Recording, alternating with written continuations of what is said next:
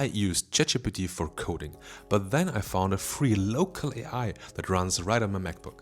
The catch? These models are massive and can eat up a lot of your storage. So I set them up on an external SSD.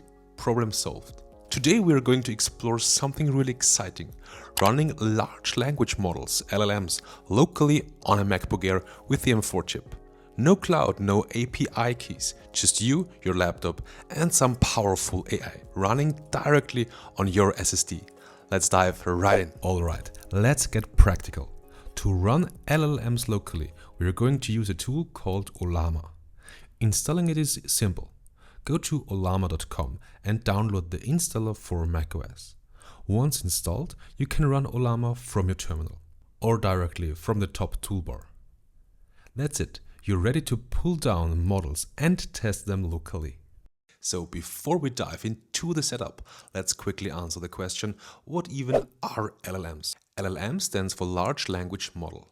These are AI models trained on a huge amount of text, so they can generate human-like responses. You know ChatGPT. A LLM, this is the underlying AI model trained on massive amounts of text to predict and generate human-like language, like GPT-4. What does the B mean in the model names? You might notice models like DeepSeek Coder V2 16B or CodeLlama 34B. The B stands for billion parameters, essentially the size of the model. More parameters usually mean the AI can understand and generate more complex code or explanations, but they also need more memory and compute power to run. Let's pause for a second and talk about hardware limitations. This is why some models run smoothly and others just don't. Here's the simple breakdown. The RAM. This is where the model sits while it's running. Bigger models need way more memory. My MacBook Air has 16 GB, which sounds like a lot, but for large language models it's actually quite small. The VRAM. High-end computers or GPUs have special memory just for running big AI models fast. The MacBook Air doesn't have dedicated GPU, it only uses integrated graphics. That means it struggles with really large models. And the SSD speed. Models are stored on a disk and then loaded into the memory. An SSD is much faster than a hard drive, but still, if the model is too big, it doesn't matter how fast your SSD is. The bottleneck is usually the RAM or the GPU. Here's an important part. The models you download are huge. We're talking many gigabytes each. By default, Ollama stores them on your MacBook's SSD in a hidden folder. The path looks like this. Your username, Ollama, models and blobs. If you're curious, you can open your Finder, press Command Shift and Dot to reveal hidden files and then navigate into that folder. But what if you don't want to fill up your MacBook's internal drive? Now here's the trick. These models are huge, sometimes tens of gigabytes each. If you don't want to fill up your MacBook's internal SSD, you can move them to an external drive and simply link them back to Ollama. Step number 1. Move the existing blobs folder to your external hard disk or SSD. For example, move and then the original path followed by the new path, volumes, hard disk or SSD and the folder. This transfers the models to your external drive. And step number 2, create a symbolic link pointing back to Ollama's default location with ln and -s. That's it. Now Ollama thinks the models are still in the normal place on your Mac, but in reality they're being loaded from your external drive. This way you free up your internal storage while still keeping everything working seamlessly. Okay, let's try some different models. First, I'm gonna try DeepSeek Coder version 2 with 236 billions of parameters. Just copy the command into the terminal and let's download the 132 gigabytes. This may take a while. After completing the download, I tested DeepSeek Coder version 2 with 236 billions of parameters. I just wanted to create a simple website that showcases my projects as a developer. The thinking process took a while, without any results. And that's the reason why you need many gigabytes of RAM to run these big models. The second model I tried was CodeLlama 34B. It took 1.5 hours to download, and I also wanted to create a website, but I wasn't lucky. My MacBook couldn't handle the model.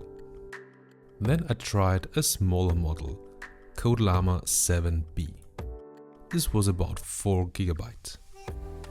And I also wanted to create a website using HTML and CSS. First, the model explained what a website is and how to set it up, and then it showed me a basic HTML file with CSS.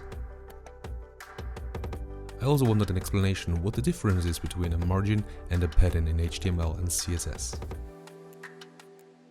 Finally, I tried a very small model with about 400 MB. And it also showed me a basic website in HTML. Now let's take a step back and ask, why should beginners even bother with running LLMs locally? It's not just about having a free ChatGPT alternative. On a deeper level, there are several learning benefits. Installing Ollama pooling models and setting up folders forces you to use the command line. This builds confidence in working outside of point-and-click apps, which every programmer eventually needs. And you have to understand the file system and the storage. You'll see how large models actually are, many gigabytes each. Deciding where to store them, internal or external, teaches you how to manage system resources. Peeking under the hood of AI instead of just treating AI as a magic black box, you see how it actually works. Models are files loaded into memory with real hardware limits. You experience firsthand why some models run fine and others fail due to RAM or GPU constraints. When you hit a confusing error message or you don't understand a concept, an LLM can explain it instantly in plain English. It's like having a tutor who never gets tired of your questions. You can treat it like a debugging partner. Beginners often struggle to see what's wrong in their own code. An LLM can point out simple mistakes like a missing bracket or wrong variable name without overwhelming you with advanced stuff. Instead of reading abstract textbook definitions, you can ask the model, show me a simple example of a loop in Python, for example. And it's a confidence booster.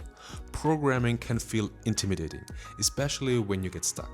With an LLM, you're less afraid of being blocked for hours because you always have a backup helper.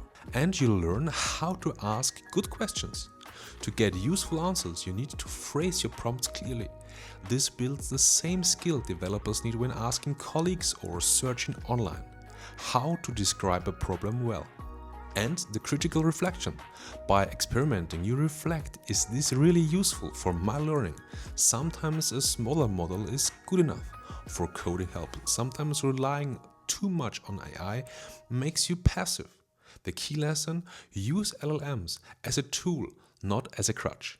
Alright, we've set up Ollama, moved the models to an external SSD and tested a few LLMs. Now I want to hear from you. Do you use LLMs in your coding workflow or do you stick to other tools? Share your experiences in the comments down below. I love to read them. And if you found this video helpful, hit that like button and subscribe for more coding tutorials, AI experiments and Mac tips for beginners.